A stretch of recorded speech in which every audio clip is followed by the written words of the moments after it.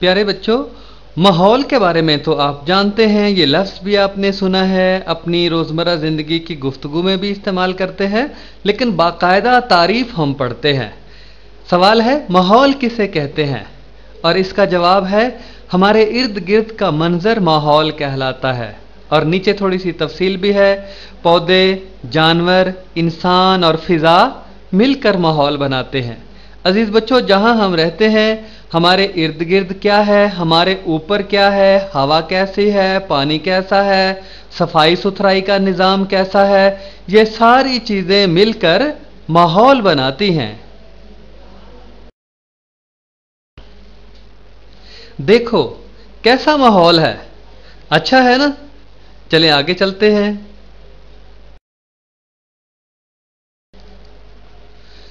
प्यारे बच्चों, हम पढ़ रहे हैं माहौल के बारे में, और माहौल में हमें खूबसूरत दरख्त नज़र आते हैं, जानवर नज़र आते हैं, और सवाल पैदा होता है कि ये दरख्त सरसब्ज क्यों हैं, जानवर किस तरह से मिलजुल के रहते हैं।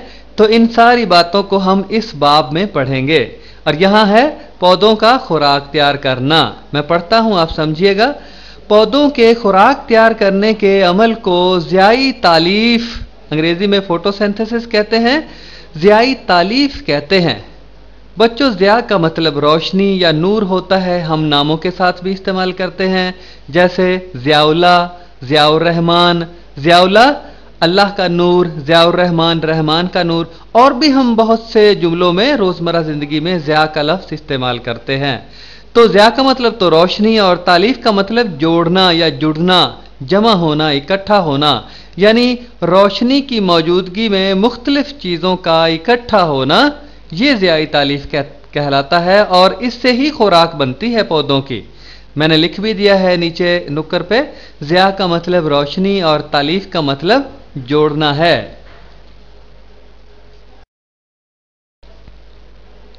सब्ज़ीना, क्लोरोफिल अंग्रेजी में कहते हैं। सब्ज़ीना नाम से जाहिर है, सब्ज़ मादा। सब्ज़ीना का मतलब सब्ज़ मादा। बच्चों, पौधों को जब हम देखते हैं तो पौधे हमें सरसब्ज नज़र आते हैं। वो किस वजह से नज़र आते हैं कि उनके अंदर सब्ज़ मादा होता है, जिसकी वजह से वो खुराक तैयार कर पाते हैं। सब्ज़ मादे के बगैर वो खुराक नहीं तैयार कर सकते। इसका मतलब ये है कि पौधों के अंदर जो सब्ज़ीना है वो खुराक तैयार करने में मरकज़ी किरदार अदा करता है। मैं पढ़ता हूँ, पौधों में सब्ज़ मादा सब्ज़ीना, अंग्रेज़ी में क्लोरोफिल कहते हैं, होता है, जिसकी मौजूदगी में पौधे खुराक तैयार करते हैं। आसान सी बात है। पौधों के खुराक तैयार करने का अमल, यानी किस तरह पौधे खुराक तैयार करते हैं, ये तो हमने पढ़ा ना कि सब्ज़ीना की मौजूदगी में पौधे खुराक तैयार करते हैं, लेकिन कैसे करते हैं? आइए पहले तस्वीर की तरफ देखते हैं। वो ऊपर सूरज है जो मुस्कुरा रहा है, हंस रहा है, इसलिए कि वो रोशनी दे रहा है, और सूरज से पौधे रोशनी हासिल करते हैं, और फिज़ा से कार्बन डाइऑक्साइड और खुद ये ऑक्सीजन बाहर देते हैं फिज़ा को। पौधे हमें ऑक्सीजन देते हैं, क्योंकि हम सांस लेते हैं तो ऑक्सीजन की ज़रूरत है, इसलिए पौधे हमें सांस के लिए ऑक्सीजन मुहैया करते हैं, और फिज़ा से कार्बन डाइऑक्साइड खुद ये लेते हैं और खुराक तैयार करते हैं। ज़मीन से क्या करते हैं? पानी और नमकियात चूसते हैं, और इन सब की मौजूदगी में फिर ये खुराक तैयार करते हैं। और बुनियादी बात वही जो पहले बताई कि ये सब्ज़ीना की मौजूदगी में सूरज से रोशनी, ज़मीन से पानी और नमकियात, और हवा से कार्बन डाइऑक्साइड लेकर खुराक तैयार करते हैं। और मैं पढ़ता हूँ, दाएं तरफ लिखा है, सब्ज़ीना की मौजूदगी में पौधा सूरज से रोशनी, हवा से कार्बन डाइऑक्साइड और ज़मीन से पानी और नमकियात हासिल करके अपनी खुराक तैयार करता है। जानवर और खुराक। अजीज़ बच्चों, इससे पहले हमने पढ़ा कि पौधे सूरज से रोशनी हासिल करते हैं, ज़मीन से पानी और नमकियात चूसते हैं, हवा से कार्बन डाइऑक्साइड लेते हैं, और सब्ज़ीना की मौजूदगी में खुराक तैयार करते हैं। यानी पौधे अपनी खुराक खुद तैयार करते हैं। अल्लाह ताला ने निज़ाम रखा है कि पौधे अपनी खुराक खुद तैयार करते हैं। किस लिए? हमारे लिए करते हैं, और इंसान और जानवर उस खुराक को खाते हैं। मैं पढ़ता हूँ, आप समझिएगा। जानवर अपनी खुराक खुद तैयार नहीं कर सकते बल्कि पौधों की तैयार करदा खुराक खाते हैं। इनमें से बाज बराह रास्त पौधों को खाते हैं ना। जानवर और इंसान, जानवर तो खाते हैं, चारा खाते हैं, बराह रास्त पौधों को खाते हैं। इंसान भी साग पात फल फला की सूरत में पौधों को खाते हैं। और बाज दूसरे जानवरों को जिन्होंने पौधों से खुराक हासिल की होती है, बाज बराह रास्त पौधों को खाते हैं और बाज दूसरे जानवरों को जिन्होंने पौधों से खुराक हासिल की होती है। हम जब गोश्त खाते हैं परिंदों का और जानवरों का, तो पौधों को तो नहीं खाते, बराह रास्त तो नहीं खाते, लेकिन जिन जानवरों को हम खाते हैं वो तो पौधों से खुराक हासिल करते हैं, उन्होंने तो पौधे ही खाए होते हैं ना। तो जानवर अपनी खुराक खुद तैयार नहीं करते बल्कि तैयार शुदा खुराक को खाते हैं, मगर पौधे अपनी खुराक खुद तैयार करते हैं। तवानाई का सबसे बड़ा जरिया। अजीज बच्चों, अगर किसी से सवाल पूछें कि तवानाई का सबसे बड़ा जरिया कौन सा है, तो मेरा ख्याल है सब बच्चे इसका सही जवाब दे सकते हैं। मैं पढ़ता हूं, इंसान, जानवर, पौधे, तमाम जानदारों के लिए तवानाई का सबसे बड़ा और बुनियादी जरिया सूरज है। और इस तवानाई से क्या क्या होता है आप खुद बता सकते हैं, खुद सोचें जरा। खुराक हासिल करने के लिहाज से जानवरों की दर्जाबंदी यानी तकसीम। पहले हैं पैदाकार, पैदा करने वाले, नाम से जाहिर है प्रोड्यूसर्स। हमारे लिए खुराक क्यों, कौन सी चीज पैदा करती है, हम पहले पढ़ चुके हैं, पौधे ही तो पैदा करते हैं, तो इसलिए पौधे पैदाकार हैं। मैं पढ़ता हूं, आप समझिए। पौधे अपने और तमाम दूसरे जानदारों के लिए खुराक और ऑक्सीजन पैदा करते हैं। पौधे ऑक्सीजन भी पैदा करते हैं ना खुराक के साथ साथ, ये पीछे भी हम पढ़ आए हैं। इसीलिए इन्हें पैदाकार, अंग्रेजी में प्रोड्यूसर्स कहते हैं। पैदा करने वाले यानी खुराक पैदा करने वाले। पौधे जो खुराक तैयार करते हैं वो कीमियाई मुरक्कबात की सूरत में होती है, वो सादा मुरक्कबात की सूरत में नहीं होती, कीमियाई मुरक्कबात की सूरत में होती है।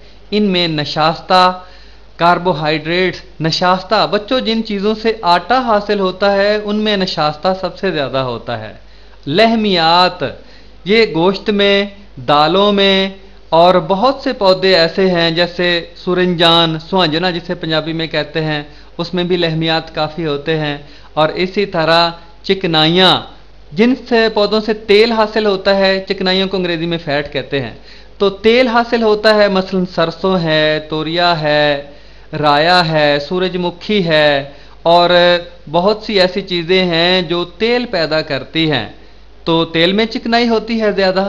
तो इसी तरह चिकनाइयाँ भी पौधे हमें देते हैं और ये सारी चीज़ें हम इस्तेमाल करते हैं, इसलिए पौधे पैदाकार कहलाते हैं। मिसालें, पैदाकार की मिसालें, कौन कौन सी चीज़ें हमारे लिए, जानवरों के लिए खुराक तैयार करती हैं? पहली, पानी पर तैरने वाली खुर्दबीनी काइयाँ या एल्जे। आपने देखा होगा बच्चों के पानी पर सब्ज रंग का जाला सा तैर रहा होता है, उसे काई कहते हैं या एल्जे कहते हैं। ये सामने तस्वीर में भी दिखाया गया है। ऊपर घास के ऊपर है जाला सा सब्ज रंग का लगा हुआ और नीचे पानी के ऊपर जाला लगा हुआ है। आपके प्लास्टिक के जो पाइप हैं उसमें भी बाज़ औक़ात जाला सब्ज रंग का लग जाता है, तो ये एल्जी कहलाता है। ये भी जानवरों के लिए, कीड़ों मकोड़ों के लिए, आबी हयात के लिए ये खुराक तैयार करते हैं। और जड़ी बूटियाँ आपको पता है इलाज के लिए भी होती हैं और जानवर खाते भी हैं। इसी तरह झाड़ियाँ और दरख्त, तो ये पैदाकार की मिसालें हैं। एल्जी लुगत, लुगत का मतलब डिक्शनरी, यानी वो किताब जिसमें हम अल्फाज के मानी देखते हैं। तो यहाँ इसकी तारीफ लिखी हुई है एल्जी की। ऐसे पौधे जिनमें आम पौधों की तरह जड़ें नहीं होती, एल्जी की जड़ें नहीं होती आम पौधों की तरह। और आम मुतबादल नाम क्या है, रोजमर्रा जिंदगी में हम किन नामों से याद करते हैं एल्जी को? काई, काई का लफ्ज भी हमारे यहाँ आम मुस्तामल है, आम इस्तेमाल होता है। एल्जी, जलबक, उष्णा, जौहड़ जाला यानी जौहड़ का जाला, जल दूब, जल पानी को कहते हैं, दूब कहते हैं जाले को। और सूफुल बहर, बहर समंदर को, पानी को कहते हैं। सूफ का मतलब जाला होता है या रेशे होता है। जैसे आमों का सूफ, आम हम चूस लेते हैं और बाकी सूफ यानी जाला सा बाकी बच जाता है, रेशे से बाकी बच जाते हैं, तो सूफुल बहर पानी का जाला या समंदर का जाला। तो ये मुतबादल नाम है अलजी के। अहम बात, सबसे ज्यादा ज़ियाई तालीफ हम पढ़ चुके हैं। पौधे का खुराक तैयार करने का अमल ज़ियाई तालीफ कहलाता है। सूरज की रोशनी में यह अमल होता है। तो सबसे ज्यादा ज़ियाई तालीफ समंदर की सतह पर तैरने वाली सब्ज काई की वजह से होती है। और ये देखें, आपको तस्वीर नजर आ रही है कि इंसान ने हाथ जो मारा है काई के ऊपर, पानी के ऊपर जमी हुई काई के ऊपर मसला है, तो ऊपर वाली तस्वीर बन गई है और नीचे जो जाला सा है, काई है, उसको पकड़े हुए दिखाया गया है। सारिफ का मतलब सर्फ करने वाला, खर्च करने वाला, खाने वाले, कंज्यूमर अंग्रेजी में कहते हैं।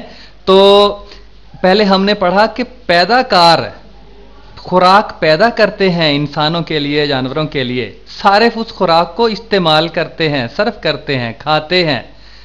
आप देखें, खुम्बियां नजर आ रही हैं आपको, बरसात के मौसम में निकलती हैं, लोग इनको खाते भी हैं। और नीचे तस्वीर है खुम्बियों की ये किस्म है, लेकिन आम जुबान में पदपेड़े कहते हैं, लेकिन ये खाई नहीं जाती, जहरीली होती हैं। ये भी खुराक इस्तेमाल, तैयार शुदा खुराक को इस्तेमाल करते हैं, खुद नहीं बनाने की इनमें सलाहियत होती, ये खुराक को सिर्फ इस्तेमाल करते हैं। और ये तस्वीर हिरन की है, हिरन भी ज़ाहिर है पौधों की बनाई हुई खुराक खाता है। और ये अल्लाह मियाँ की कोड़ी, हम इसे पंजाबी ज़ुबान में कहते हैं, और ये गोबर के अंदर रहती है, वहीं से खुराक ये खाती है। मक्खी है, ये भी खुराक जो है वो पैदाकार वहाँ से हासिल करते हैं। तो ये चीज़ें सारिफ कहलाती हैं। ये क्या हैं?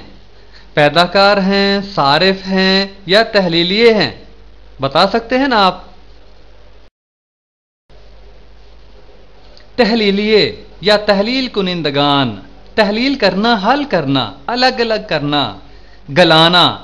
तहलील कुनिंदगान, गलाने वाली चीजें, डिकम्पोजर्स कहते हैं अंग्रेजी में। मैं पढ़ता हूं, आप समझिएगा। बैक्टीरिया और फिंजाई, बैक्टीरिया भी छोटे छोटे जरसूमे जानवर होते हैं और जो बीमारियां फैलाते हैं, कुछ फायदेमंद भी होते हैं।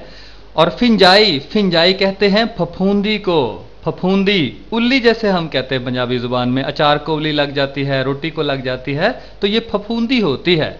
तो ये क्या करते हैं? बैक्टीरिया और फिंजाई मुर्दा जानवरों और पौधों के जिस्मों में मौजूद कीमियाई मुरक्कबात को तोड़कर सादा कीमियाई मुरक्कबात में तहलील कर देते हैं। यानी कीमियाई मुरक्कबात को गलाते हैं जिस्मों में मौजूद और उनको सादा कीमियाई मुरक्कबात में तब्दील कर देते हैं। यही सादा मादे इनकी खुराक है, फिर उनको खाते हैं, ये इनकी खुराक है और इन्हीं से ये तवानाई हासिल करते हैं। बैक्टीरिया और फिंजाई की वजह से चीज़ें गल सड़ जाती हैं। ये फफूंदी की वजह से, उल्ली की वजह से और बैक्टीरिया की वजह से चीज़ें गलती सड़ती हैं, इसलिए इनको तहलीलिये या तहलील कुनिंदगान कहते हैं। और ऊपर देखें तस्वीर, आदमी को खारिश की बीमारी हुई है। आपने भी देखा होगा बच्चों के जब ज़्यादा देर जुराबें पहने रहें या किसी और वजह से दो उंगलियों के दरमियान खारिश होना शुरू हो जाती है, तो वो आम तौर पर फफूंदी या उल्ली की वजह से, फिंजाई की वजह से ऐसा होना शुरू होता है। और नीचे देखें, ये बैक्टीरिया और फिंजाई की तस्वीरें भी दी गई है। आलूदगी, पॉल्यूशन, माहौल की गंदगी आलूदगी कहलाती है। बड़ी आसान तारीफ है। माहौल की गंदगी, देखें सामने गरीब बच्चे जो गंदगी के अंदर बैठे हुए हैं और खाने पीने की कुछ चीज़ें तलाश कर रहे हैं। और बाएं तरफ भी आप देखें, ऊपर तस्वीर है, गंदगी के अंदर बच्चे बैठे हुए हैं और कुछ चीज़ें तलाश कर रहे हैं। और बच्चों, जो अमीर लोग हैं उनको इन लोगों का ख्याल रखना चाहिए, जिनको अल्लाह ताला ने ज़्यादा दिया है उनको चाहिए कि इन बच्चों की कफालत करें। हमारे हुक्मरानों का भी फ़र्ज़ बनता है कि ऐसे लोगों को खाने के लिए और ऐसे लोगों की देखभाल की जाए। और देखें, माहौल के अंदर जो धुआं होता है, जो कूड़ा किरकट होता है और जो गंदगी होती है, उसकी वजह से माहौल आलूदा हो जाता है। तो माहौल की आलूदगी किसे कहते हैं? माहौल की गंदगी आलूदगी कहलाती है। आलूदगी के असबाब, असबाब का मतलब वजूहात। یہ پہلی میں پڑھتا ہوں، کارخانوں، گاڑیوں اور چیزوں کے جلنے سے خارج ہونے والا زہریلا دھواں اور ذرات، یعنی کارخانوں، گاڑیوں اور چیزوں کے جلنے سے جو دھواں خارج ہوتا ہے، جو ذرات خارج ہوتے ہیں، وہ آلودگی کا سبب بنتے ہیں۔ دوسری وجہ، کارخانوں سے نکلنے والا فالتو اور مضر صحت کیمیائی مواد اور پانی، کارخانوں سے نکلنے والا فالتو اور مضر صحت کے لیے جو نقصان دہ ہو، مضر صحت کے لیے نقصان دہ کیمیائی مواد نکلتا ہے ان کارخانوں سے، اور پانی جو نکلتا ہے وہ آلودگی کا سبب بنتا ہے۔ اور تیسری وجہ، ٹریفک اور کارخانوں کا شور، آواز کی بھی آلودگی ہوتی ہے، یہی نہیں کہ پانی کی آلودگی اور زمین کی آلودگی، آواز کی بھی آلودگی ہوتی ہے جس سے دوسروں کو تکلیف پہنچتی ہے۔ اس لیے ہمیں اپنے گھر میں ٹیپ ریکارڈر ہو، ٹی وی ہو، دوسری چیزیں ہوں، ایسا چلانی چاہیے، اپنے تک محدود ہو، دوسروں کو تنگ نہ کرے۔ ہو سکتا ہے کوئی قرآن پاک پڑھ رہا ہو، کوئی بیمار ہو، کسی کو آواز نہ اچھی لگتی ہو، تو انسان کے اندر انسانیت ہونی چاہیے، دوسرے لوگوں کی تکلیف کا خیال ہونا چاہیے۔ اور چوتھی چیز ہے گھریلو اور ہسپتالوں کا کوڑا کرکٹ، جراثیم ملا مواد اور آلودہ پانی، ایسا مواد جس میں جراثیم ہوں، ہسپتالوں کے باہر اور گھر کے باہر کوڑا کرکٹ نہیں پھینکنا چاہیے اور پانی کو آلودہ نہیں کرنا چاہیے، اس سے بیماریاں پھیلتی ہیں اور آلودگی پھیلتی ہے۔ اور آخری ہے کیمیائی کھادیں اور کیڑے مار ادویات کا سپرے۔ بچوں، پودوں کو جب کیمیائی کھادیں ڈالی جاتی ہیں اور کیڑے مار دوائیاں ڈالی جاتی ہیں تو اس سے بھی بدبو دور دور تک پھیلتی ہے، جس سے انسانی حیات اور حیوانی حیات متاثر ہوتی ہے۔ آلودگی کے نقصانات۔ آلودگی سے انسانوں، جانوروں اور پودوں کو زبردست نقصان پہنچتا ہے، حتیٰ کہ ان کی آئندہ نسلوں کو خطرہ لاحق ہو جاتا ہے۔ ہر سمجھدار انسان کو اسے کنٹرول کرنے کی کوشش کرنی چاہیے۔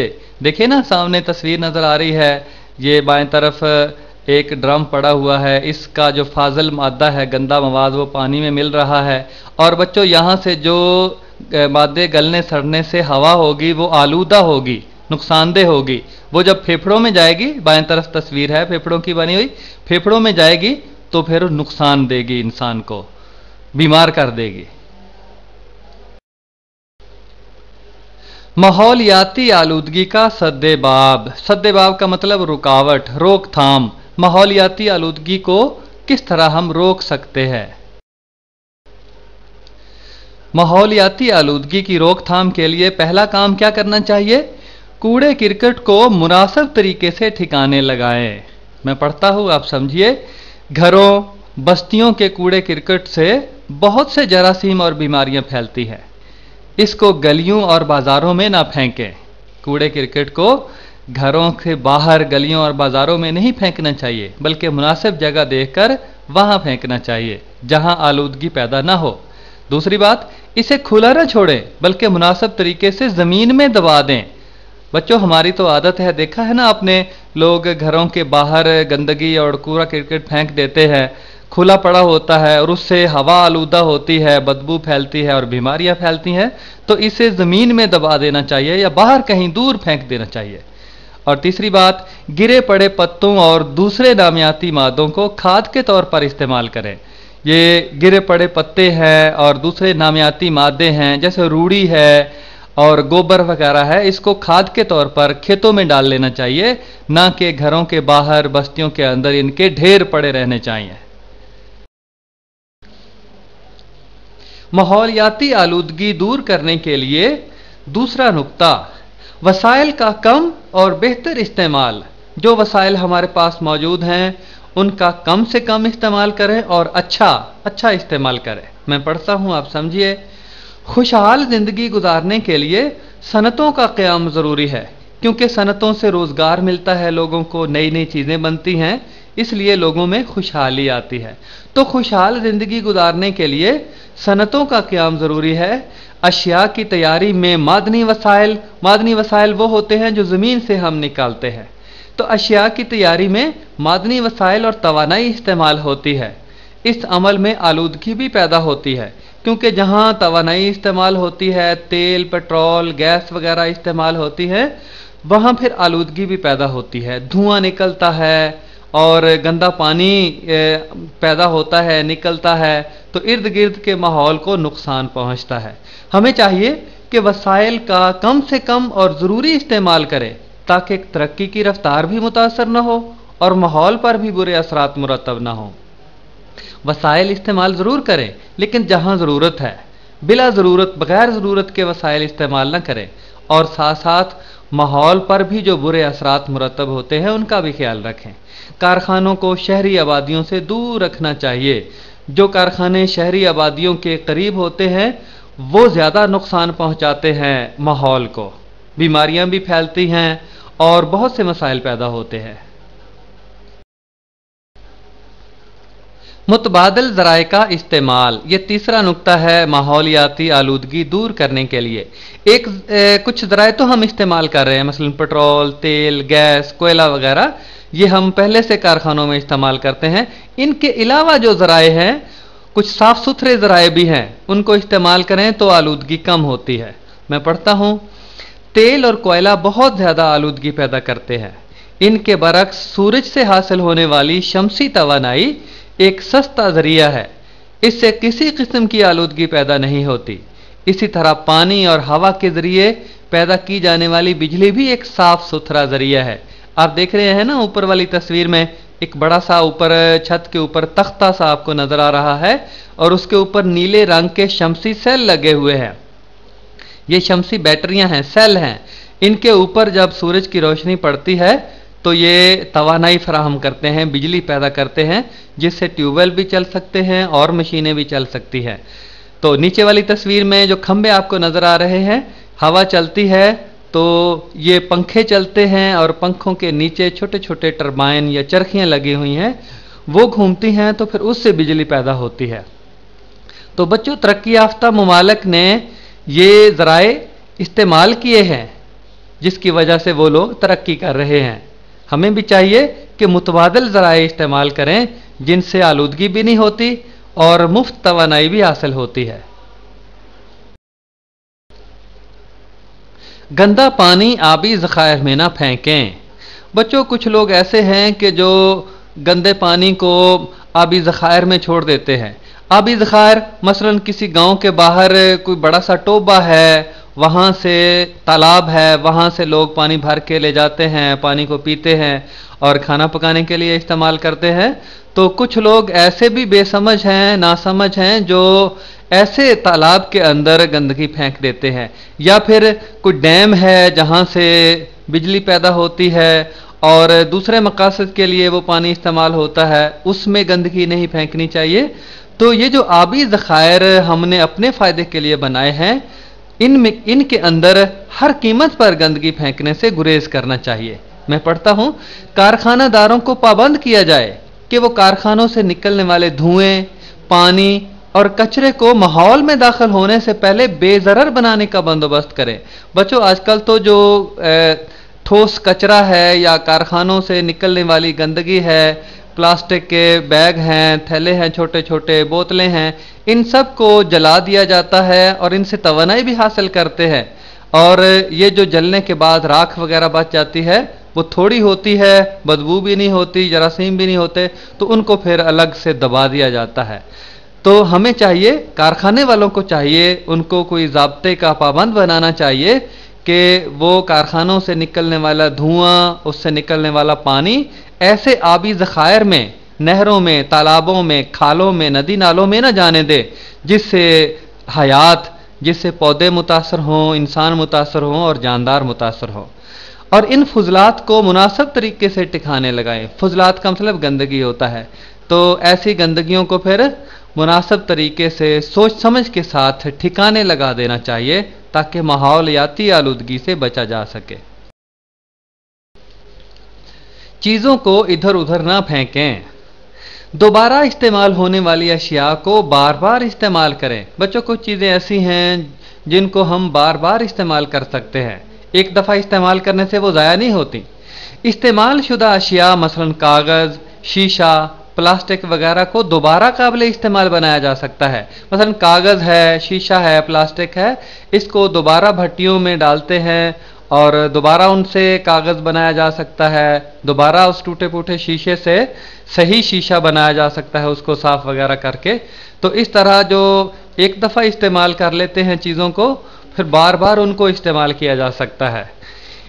انہیں کباڑیوں میں جمع کرا دیں تاکہ کباڑیے پھر ان کو تھوک کے حساب سے بیچ دیتے ہیں، وہ فیکٹریوں اور کارخانوں میں جاتے ہیں، کباڑ جاتا ہے اور اس سے پھر دوبارہ استعمال کر لیا جاتا ہے۔